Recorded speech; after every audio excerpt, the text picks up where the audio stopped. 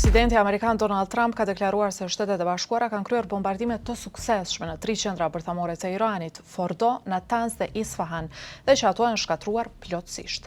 Ai ka paralajmëruar për sulme shumë të fuqishme në të ardhmen nëse Irani, të cilin e konsideron sponsor kryesor të terrorizmit në botë, nuk ulet të negociojë për arritje të paqes. But if peace does not come quickly, we will go after those other targets with precision, speed and skill.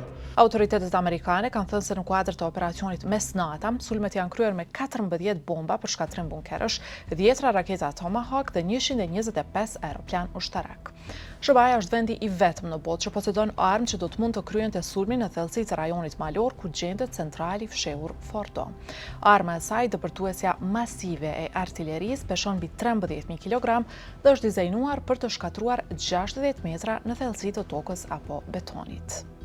In total, U.S. forces employed approximately 75 precision-guided weapons during this operation. This included, as the President stated last night, 14 30,000-pound GBU-57 massive ordnance penetrators, marking the first ever operational use of this weapon. Agjencia Ndërkombëtare për Energji Atomike ka thënë se nuk është vërejtur rritja e niveleve të razatimit pas sulmit. Irani ka konfirmuar se objektet bërthamore janë goditur, mirë po e ka mohuar se kanë postuar goditje të rëndë dhe ka thënë se Teherani e ruan të drejtën për vetëmbrojtje.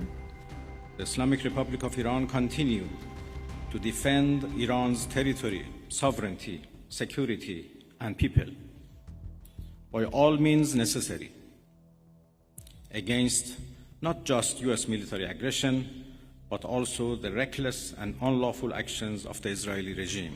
Por Fred Fleitz, ish zëvendës asistent i presidentit Trump më 2018, ka thënë në një intervistë për Radion Evropa e Lirë se Irani nuk është në pozitë që të vendosë kushte dhe që duhet të përfshihet menjëherë në negociata. It will deal a very serious blow to the program. These centrifuge machines cost billions of dollars. They took years to build. Technology and the knowledge necessary to keep them running has been lost. If Iran wants to further impoverish their people by rebuilding this program, I think that would be a tragedy. Sulmet e SBA-s në Iran vijnë pas sulmit të befasishëm të Izraelit ndaj qendrave bërthamore dhe ushtarake të Iranit më 13 qershor.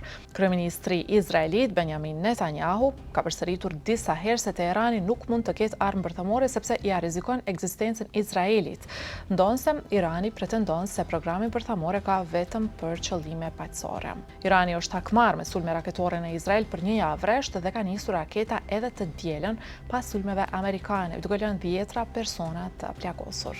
Liderët botëror, përfshirë ata nga Mbretëria e Bashkuar dhe Bashkimi Evropian, kanë bërë thirrje Iranit që të ulet në tavolinën e negociatave.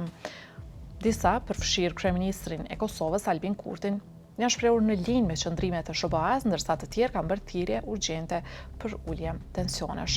Turqia ka paralajmëruar se këto sulme mund të përshkallëzojnë konfliktin Iran-Izrael në një nivel global dhe pasojat mund të jenë katastrofike. Shtetet e Bashkuara dhe Irani kanë qenë duke zhvilluar negociata për programin bërthamor deri në ditën e sulmeve izraelite, por palët nuk kanë arritur ndonjë marrëveshje.